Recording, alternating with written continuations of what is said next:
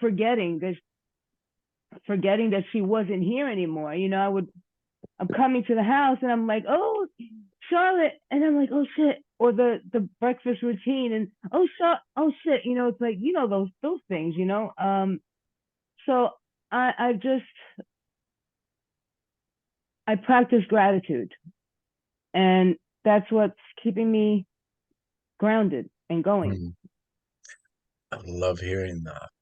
I so, so love hearing that. And I think about the way you're expressing that. And is that not a way of meditation? Yes. Yeah. Right? Because if we go back to, the meditation, may I have peace, may I have happiness, right? May I have joyfulness, and then expanding that out. But if you notice, and I mean, I'm spinning this back to Buddhism because it's one that aligns with me. But in meditation, and I would highly, I would defend, I would actually be curious if anybody, like, I would guess that, one of the people that I would consider as one of the greatest meditation masters on the world would be the Dalai Lama, right? As a practice, they are what it is a pretty strong aspect of what they created. And it's about what, in that coming back into themselves and back into yourself. And I see that in that. And I appreciate seeing the real. I really, really appreciate seeing the real in that, Elise. Really do. Because that makes, I can connect up here at an etherical level. But when we can connect here at this level, that for me is where the magic is. Yeah. I agree. Agreed. I feel the Agreed. same. Because a lot of this 100%. stuff, when I say airy fairy at the beginning, it's like, because when we talk about all this stuff, like you all have been saying, like the right way to do it, or this way to do that, or it's like, I heard what you were saying earlier. I think, Tori, if I understood, like there gets to be a point where, there's not crystals and essential oils and shock and all of the different things. They're all just like, It's all energy. it's We're all just energy. it's like different paths to the same thing. It's like it's all, Absolutely. what can we do to heal? How can we connect? What can we do to bring ourselves greater understanding, greater kindness? It's like, and a friend of mine was getting into it once, and they were really into it, like when you're trying to learn something new, right? And I really would, essential oils and crystals both to me make me laugh, because depending on where you read about any of them, and everything, all of them do all the things depending on what you read where. Mhm. um Absolutely. Sure. do I think that there's some general truisms? I mean, do I think that uh certain colors mean things, certain crystals have that? Absolutely. But is it like there's the right way? No, not really. It's like, to the degree that it's helpful to you, to the degree that it helps you connect with another person, to even to the degree that it helps like stir up an interesting conversation with someone, like, I agree In, 1,000%. intention. That's I actually why, Kat, that I grew up in an Episcopal church. I grew up practicing Christian, very liberal. Went to seminary, but I started evolving into, not only did that practice as well as new agey stuff, the external tangible things start feeling very hollow and to me. But that's why I like mysticism, because with the meditation part, whether it's just sitting here quietly in the mornings or what have you, like you said, just kind of timing it, it may not happen immediately, but I could pretty much tell you that the answers that have been revealed to me over time, whether you want to call it wisdom or what have you, have come from within. So I don't, for me personally, even when I evolved into Norse paganism, I don't keep an altar or anything like that, because I'm like, it just feels for me disingenuous and like I'm going through motions. And that was one of the reasons why I wanted to leave the Episcopal Church, because I felt like the traditions of it, the repetitiveness of it was a box, and I didn't want a box because linguistically, verbally, we have very limited language, and I didn't want to keep whatever knowledge was out there in the universe in a box. I didn't want to limit it. Does that make sense? What I'm trying to say? That Yes. like I just like it to unfold within me as I progress through life, and the universe reveals it to me internally. That I didn't want any right or wrong way of tangential items. Like you were talking about, like it could mean anything. Like a crystal can mean anything. But I do think it's important to know what it means to you. Like I understand what you're meaning about ritual and stuff, right? Like, because I grew up in the Catholic Church, and like I have all this Yeah. same experiences people do. But I have an altar in my house that's mine, that has on it what is meaningful to Okay. me, and I don't care what it doesn't have to have a meaning. Doesn't have there's not any one thing that has to be on it, and it's not Right. fancy, and it's like it's I think it's important that we do kind of personalize how we engage with these different things, these different metaphysical tools. When you say word you used before, one of the spiritual words you used before, I forget, I can't remember. Norse paganism. Not Norse Or paganism. mysticism. Huh? Mysticism. Yes, when you say mysticism, what do you mean? For me, it means kind of like an onion, that layers get peeled back over time as I sit in my quiet times in the mornings, and then more is revealed to me, whether it's a psychological issue, or um, a word, Mhm. or just a word, even like God, what was the word? I had never really thought of the word before, and I was sitting here in my quiet time, and it dropped into my brain. I guess it was a year and a half ago, and it ended up being the word that Native Americans use for like the sacred. And I was just like, oh, and I literally, so I Googled it. I was like, oh, I had no idea. And so it was a new word, which I now forgot, because of course I forgot it right the second. So things just, it's almost as though words or ideas or solutions get dropped in like an onion, and things and the mystery of my existence and the answers and the perplexities unfold as I progress in my quiet times. Does that make sense?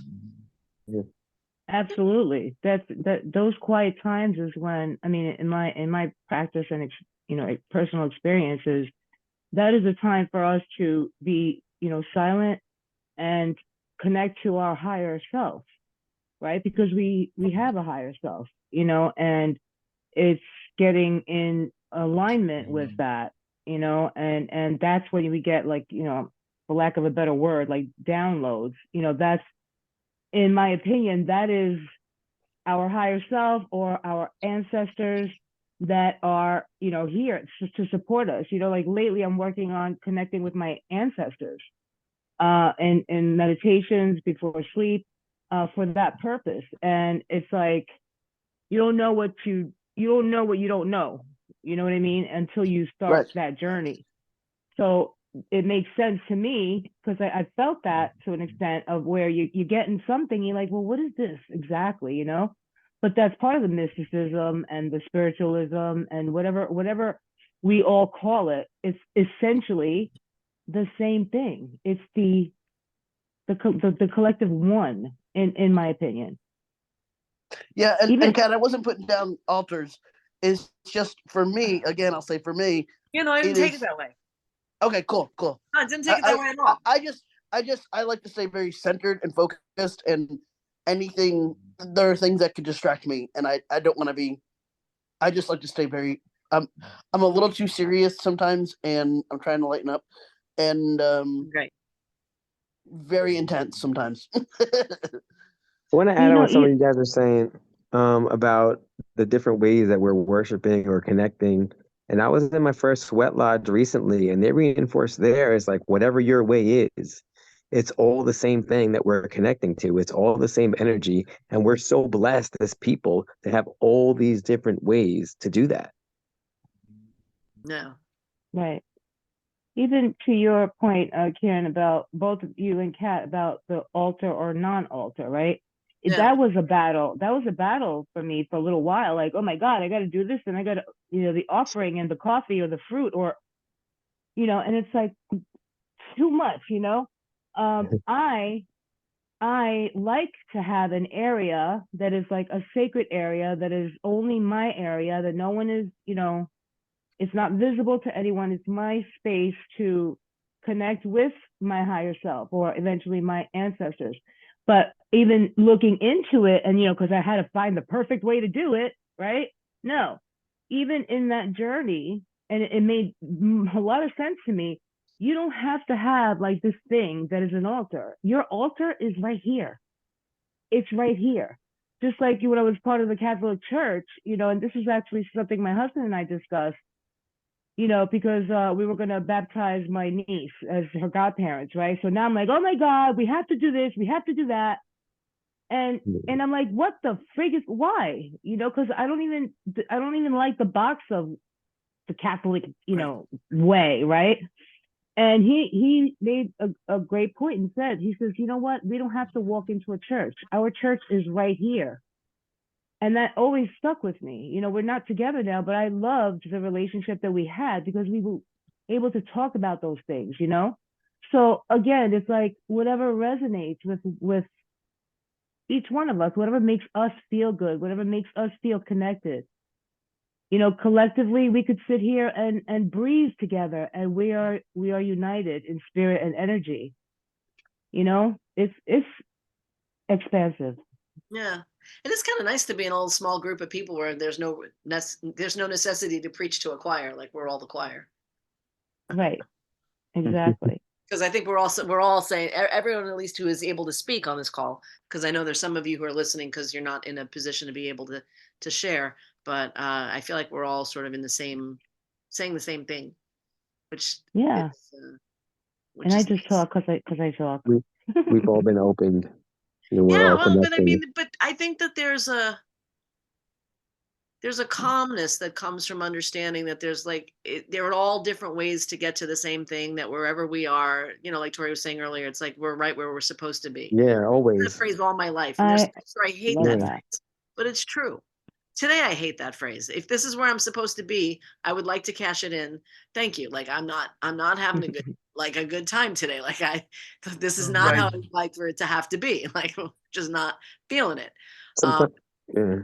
And yet I resonated with it as the truth when Tori said it, because it's true. Like as miserable as I am today, I'm wherever here I am, right? Because if I was supposed to be somewhere else, I would be. Yeah, I love that idea. I don't feel very comfortable today either, Kat.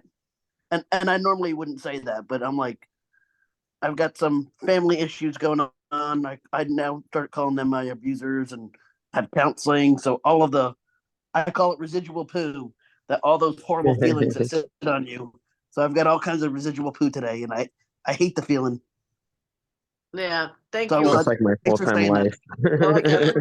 And to pop this up to a meta level, and you have to forgive me because for some context, 30 some years ago, my first foray into psychology was neurolinguistics programming, which is one of the most manipulative, but also one of the deepest forms of communication because it deals with the subconscious. Okay, so I've had my level 1 NLP practitioner since 1993. And then I just recently completed like my facilitator and hypno part of it. But I appreciated the learnings that are different now as opposed to then that I was able to retain. And noticing that, yeah, I exist on a level. Like my life may not be impacted by stuff that I'm aware of.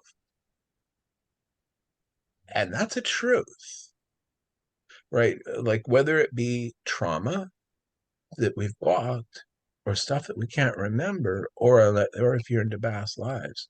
So that awareness that we're here and we're a being, and we're just a speck.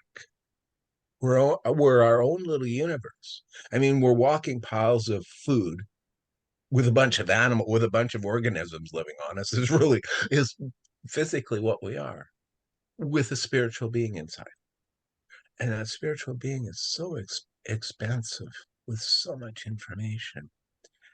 And that's what I think, that's what I think I love about this. It's like with the meditation, how can I come into myself and know? When you get that real thunk, that no, like you wake up, and I don't know many people that haven't had it. It's like When you that. say, do you mean KNOW or NO?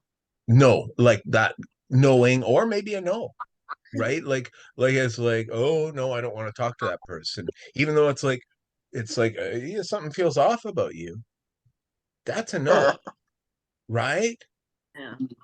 Oh, Maybe it's my own shit, because it could be.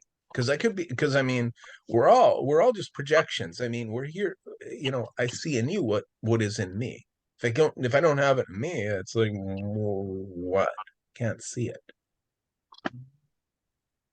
So I don't know. It's magical to me.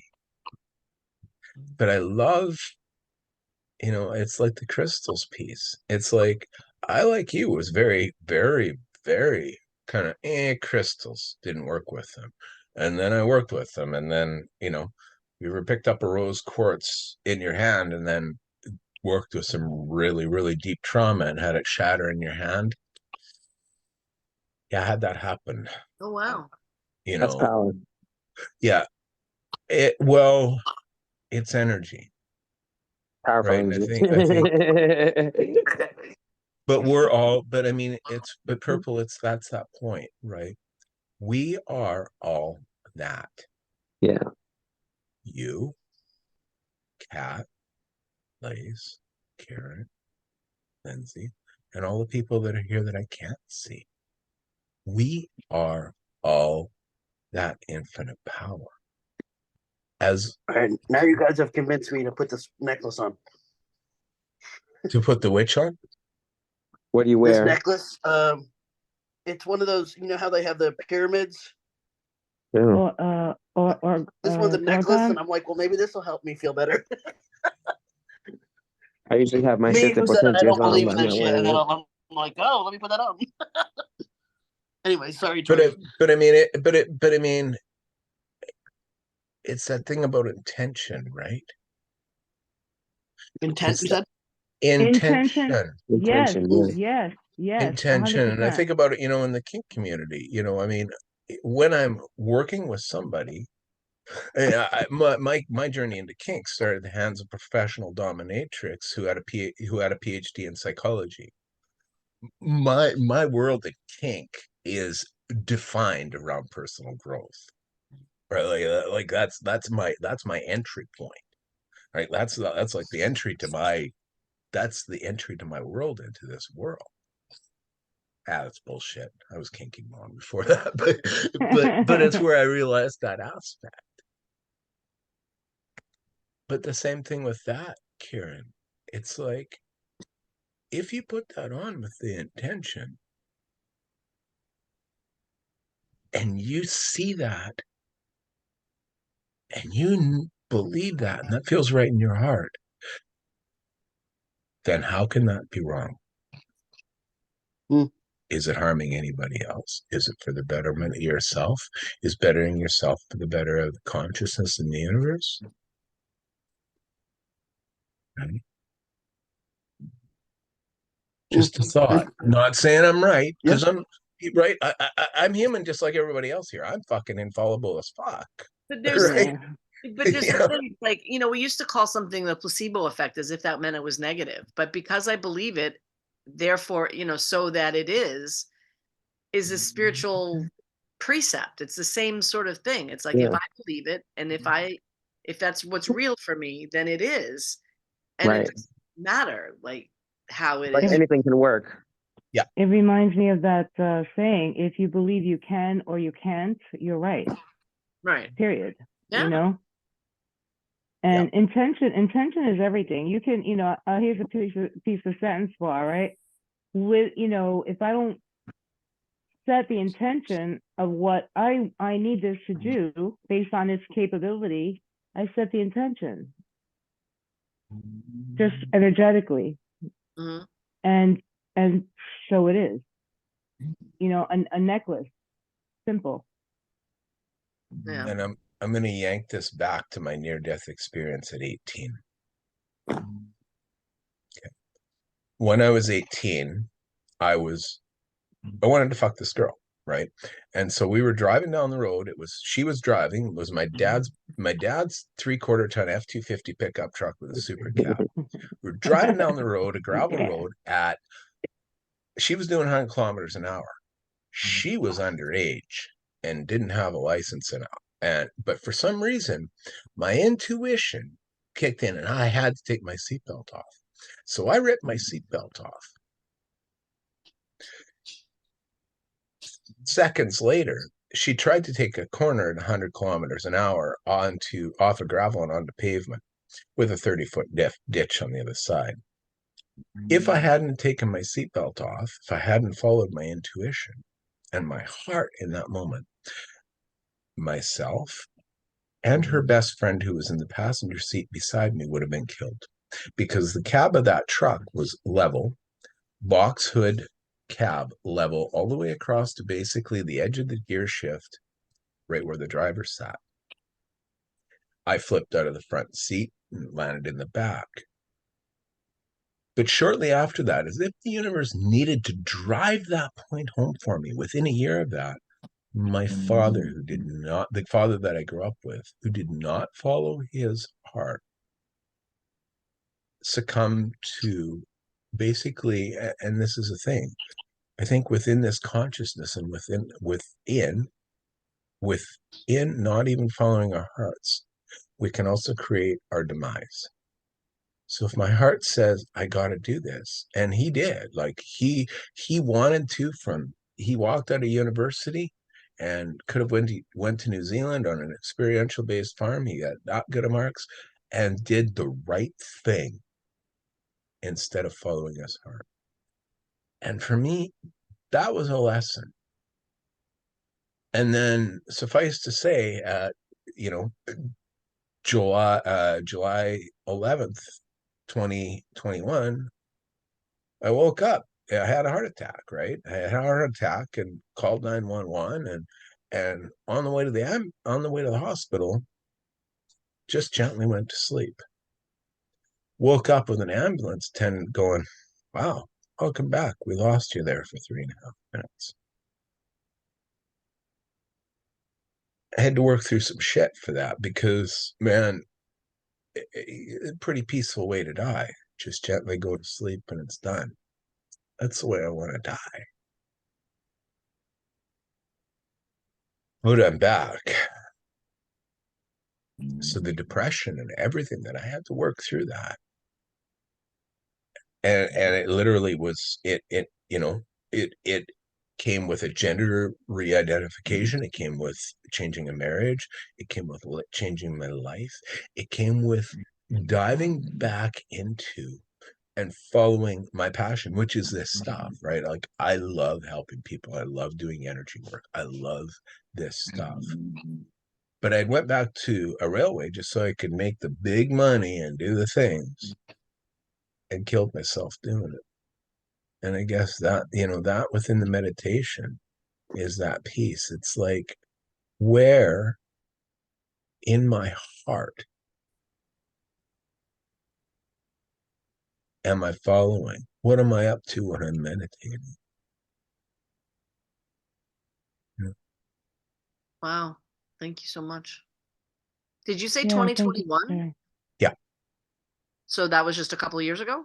That was just a couple of years ago. Wow. If I showed you a picture of me in 2015, you would not recognize me. Well, it sounds like it was life-changing. It was. I mean, I had changed before that. And I mean, it's also being aware that meditation isn't just woo. It's inside as well. Hmm. Right now, that's the part I love about Insight Timer. Right. I think there's an app, there's a webcast podcast with the guy who the ABC guy who basically had a breakdown, and he started a, a, a podcast. His first guest was the Dalai Lama. How is that showing you that the universe is aligned with you? If you can start meditating and go, I want to take this to more people, and your first freaking guest on your show is the Dalai Lama. Damn. Yeah. And that's that piece, Manifestation at some right? kind of level, It's right? like, yeah. So yeah, I love that about you, Karen. It's like you grab that. It's like, yeah, what's that? Yeah. Maybe it's alive. Maybe it's in your heart. Awesome. Yeah. Well, this is probably the fastest hour we've ever spent. Yes. I'm sorry. I know I'm like shit. I talk too much. No, we're fine. I mean, everybody shows up and they're right where they're supposed to be. We did one on creativity a couple 3 weeks ago, and a woman showed up and sat in who that was all of what she did, and it was not my strong suit. I was like, "Where did you are like a blessing? You fell from the sky. Thank you for coming." So all of you who've shared today, you're all clearly these are deeply felt and held paths for you, and so I appreciate your sharing your experience with everyone here. Hey, Kat, Thank I you want to for- thank you and thank you everyone for- else, because one of the things I'm trying to do lately, ever since surgery in August, was people more, and not be such a tough guy. So thank you. We're here. This is You're the not so same link. tough. What's that? Can I throw an I said you're offering not so though? tough. Can I Good. throw a cross Thanks, post Purple. offering? And not my cross post. One of the things that I love, it's it's actually they're based out of the States. It's a practice called circling, and relateful .com.org. I can't remember what they are. Here, I have a hunch that just with some of the stuff you shared, I have a hunch that that might be something alive for you. Well, hey, I'm tiered TYR10 on Vet. If you jump in the RSVP, you guys can friend me and DM me that, Tori. Yeah, and I'm guys Tori accept friend Allen, requests. so I would love to connect with you guys on there. I just dropped my my personal profile on that. Anyone, I welcome anyone to connect. I love this so much. I'm still, I am a forever student. I don't know everything, but I want to know, and so Tori, and Kieran, everybody, Kat, Phoenix, thank you for sharing these things. This feeds me, so I am very grateful. Thank you. Well, and if I could share Yes, one thank thing you. before you shut the room. I'm not. I don't have to run off this minute. Okay. One of my mentors, and you can Google this lady. One of my mentors. So I studied NLP first, and then I studied counseling under a family systems theory, which is Virginia Satir. My mentor. Now, when I went through life and then went and studied a bunch of other stuff, and in 2019, I got to do a 15-day workshop with Maria Gamori, who's basically she's like the guru of family systems therapy. They told me about the year before she did it. She would wear people out at 12 o'clock at night. And they're like, oh my God, Maria, her assistants. When I took it with her the year later, she was 99 years old. We're doing a 15-day workshop. She'd shortened her hours that year. She only went from 9 a.m. till 6 p.m. So that's that thing around. And this is a woman who lived through the Holocaust. She was Hungarian. And so that's that piece around, if you follow your heart, it will enliven you. Mm. I have Kat. so much heart for all of you, and really, feel free to add me, Tori Allen. Yeah, for sure. Cool. Well, I have to will take a do that. bio break, so thank you all again. Okay. I appreciate it. Bye, Karen. Thank Good you. night. It's the Nice to same meet you. link. Come back every week. Same link. Sounds good. I put it on my Perfect. calendar as recurring. I appreciate it, Kat. Awesome. Take care. Nice meeting you, Karen. So it looks like we just lost Jen. Was there? I mean, you turned your camera on near the end. Was there anything you wanted to say, or?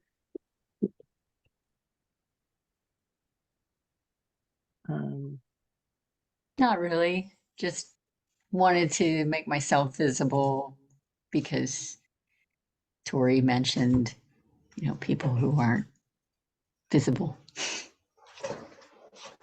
I wanted for to be joining visible. Thank you. Thank you I'm for glad making you me did. visible. I was really Thank happy to you. see your face. Thank you. Yeah, it's And- personable, Yeah. and that's how I am. Well, Thank you guys for for having all me. of us. All Yeah. of us. No, come Yeah. come again next. Absolutely. We're gonna do this every week. It's just it's too rich and fun not to. Yeah, great. Thank you. All right. Well, you guys all have a good night. Okay. Good night, everyone. You too. Thank you again, Kat. Thank Take you. care.